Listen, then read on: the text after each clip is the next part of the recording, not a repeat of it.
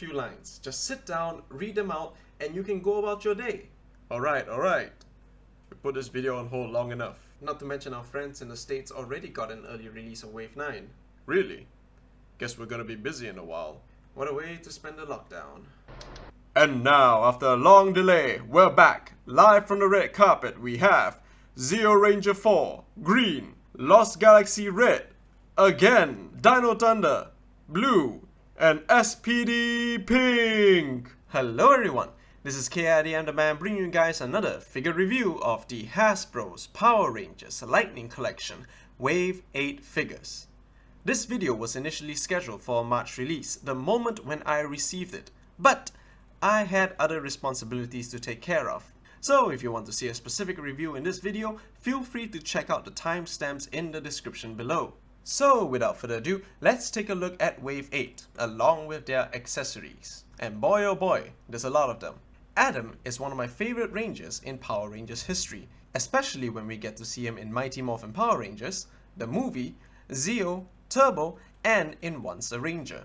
Lost Galaxy was an amazing season. This figure is the second iteration of the character, as we have previously gotten another Leo from the 2-pack with Psycho Red. For our second core team member of Dino Thunder, we have Ethan. Ethan is like the whiz kid of the Dino Thunder team, paying homage to Billy the Blue Ranger. Sid here is our first SPD female Ranger. Sid stands out from her team members in a way where she is the main heart of the team.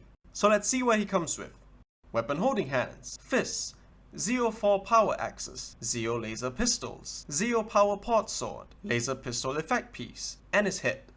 Leo comes with weapon holding hands, Quasar launcher holding hand, Quasar launcher supporting hand, the Quasar launcher, hosted Quasar saber, a new fire blast effect piece, and his head.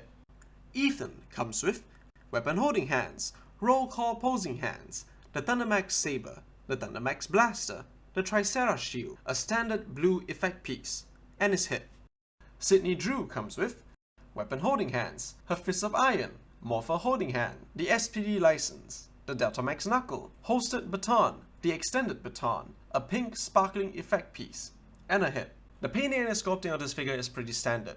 It's the same usage of the body mold from the previous red and blue Rangers with minor changes. A simple repaint and a new helmet makes up for an entirely new character. The helmet sculpt looks pretty good and pretty accurate to the show. We have some nice shiny gold paint along the torso and butterfly joints. The belt and weapon holsters are painted in the same shade of gold, not to mention the sculpting of the circuit patterns on his chest, arms, and boots. All these three areas are nicely sculpted and painted consistently throughout the figure. Now, the main inconsistency about every Zeo figure is that it is different from the ones that came before it. The outline of the visor is painted in silver, and there are no white paints on the butterfly joints. But what if I told you after so many attempts, Hasbro has come up with a compromise for the butterfly joints? If you were to compare it with the two figures, you will see that the butterfly joint of Zeo Green is slightly different, as it looks like it has been raised higher than the others. When comparing to Zeo Reds, the circuit pattern looks to be in the middle of the joint, making it the exact same mold as the one we got from Zeo Blue, which makes the lack of white paint obvious. By changing the placement of the circuit pattern higher on the joint, makes it so that there is no need for the white paint. Another method would be that instead of leaving an awkward area unpainted, Hasbro decided to paint the upper part of the butterfly joint fully in gold paint. Whichever explanation you prefer, Zeo Green still is a solid figure.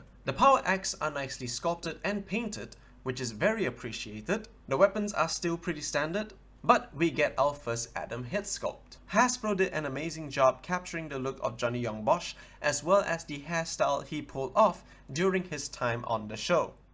Initially, I wanted to take a look at this Leo with fresh eyes, but it's difficult to do so when you've spent almost a whole year with the exact same figure with minor differences. All I can say is that the helmet sculpt is pretty good. The yellow paint on the head is a little dull, the silver on his mouth plate is spot on, very satisfying color separation on his torso and armbands, a shiny Gingaman belt buckle, soft plastic material for his saber holster, and his boots are nicely painted. Now let's compare him to the Leo we got from the Lost Galaxy 2-pack. The red paint is slightly darker, The yellow paint on his head is sharper and properly painted. The gold paint on the belt buckle is on a darker shade as compared to the Wave 8 Leo, and the V logo is slightly thicker too. Too bad we don't have the extended Quasar saber, otherwise the brighter shade of gold would look nicer on it. Same goes for the hosted saber. I think I have to agree with the other reviews I've seen where the Wave 8 head sculpt is much nicer looking than the one we got from the 2-pack. If I were to keep the figure from the 2-pack, I would use the older head as the Magna Defender civilian head. But overall, this is a nice figure for anyone who did not pick up the 2-pack. And judging by how hard it is to find today, I believe this would be a nice alternative. A new accessory would be the Quasar launcher.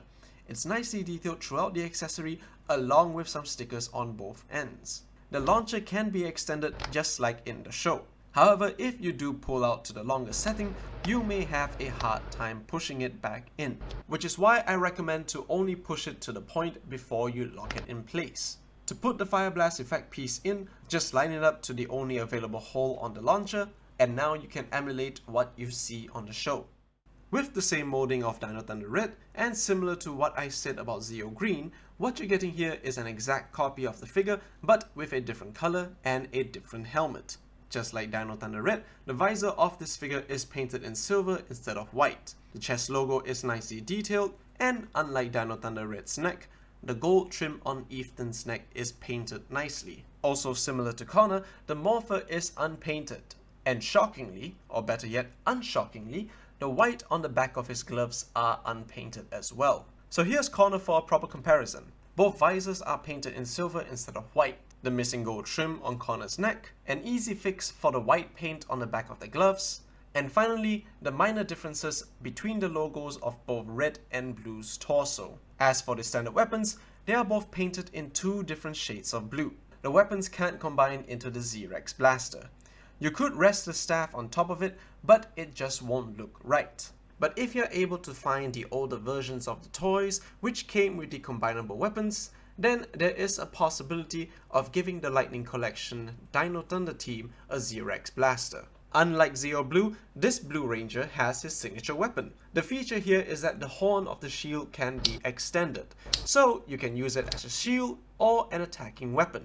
You can use whichever hand accessory you're comfortable with to hold the shield and be able to lock it in place on the golden wrist cuffs. Just like any other effect piece, you just have to slide it into place. As for the head, it's pretty good. Nicely detailed head sculpt along with the hairstyle to match. Luckily for me, there are no defects on mine. Using the same female body mold, the articulation is pretty standard, but the painting and the sculpting of Sid is amazing, especially with the color separation of the suit. Just like the rest of the team, the helmet sculpt is pretty good. It is also missing the black paint of the logo, but that's pretty standard. It may be missing the white paint along the visor, but again, it's still an easy fix. I love how the white paint below the number 5 continues along the butterfly joint. The logo on the right arm is only painted or stamped on. A similar belt design just like SPD Blue, where you can fill the paint yourself, and the paint on the boots is flawless just like her cuffs. Other than the gender differences, we can still compare Sid with Jack and Sky. Just by using a fine tip marker, you can easily fill in the missing paint on the helmet logo and the belt. I heard that there was another controversy with the missing paint on the visor, but people must understand, if there isn't enough space or an indent like Jack's helmet, the paint will look awkward and stick out like a sore thumb, as you can see here with Sky. So if you really want to paint it, just use a fine tip brush to paint along the sides of the visor carefully. Since the logo on the arm is printed on, I'm not confident enough to paint the black color in it. Another printed on logo figure would be the Omega Ranger. As for the belt, it looks like it's made of a silver plastic, but truth be told, it looks more like it's still made of the same grey plastic with the addition of a glossy coating, making the belt stand out compared to the rest of the team. Sid's D-Knuckle is also slightly different. It has additional paint when compared to Sky's D-Knuckle. I like how the red dots were added in the front and the additional silver paint on the handle. The elephant in the room would be the Morpher. Other than being painted in silver, and the front of the Morpher being in the wrong design, it's still using the same mold as the previous other two Morphers. Just like Sky's accessory, you can put the shorter baton on the D-knuckle to make a shooting weapon. You can also put the longer baton as well, but I don't think it'll work. Guess you just have to use it with the effect piece then. As for the morph or holding hand, you can try your best to make it work, but I don't think it's ever going to. Not unless you want to hold it in between her fingers. So all in all, Wave 8 as a whole is just a filler, where if you're planning to collect any one of these teams, then you will have to pick up this set, or the characters you're looking for. Hasbro has mentioned in the past that they are now focused on completing the teams of the existing figures. And with Wave 9 already released in the US, it is a clear indication where once an existing team is complete, then we will see a new character in the Lightning collection. So if you're either collecting Zeo, Lost Galaxy, Dino Thunder or SPD, you can pick any one of these guys up. Oh, one more thing, how do they look like on the shelf? So if you like this video, blast that like button, leave a comment down below, let me know which figures did you get from this set. Will I ever be super late again for a figure review? Find out by clicking on the subscribe button. Thank you for patiently waiting for this video and stay tuned for the next one, cause it's gonna be insane. This is KID and the Man, and I'll see you guys next time.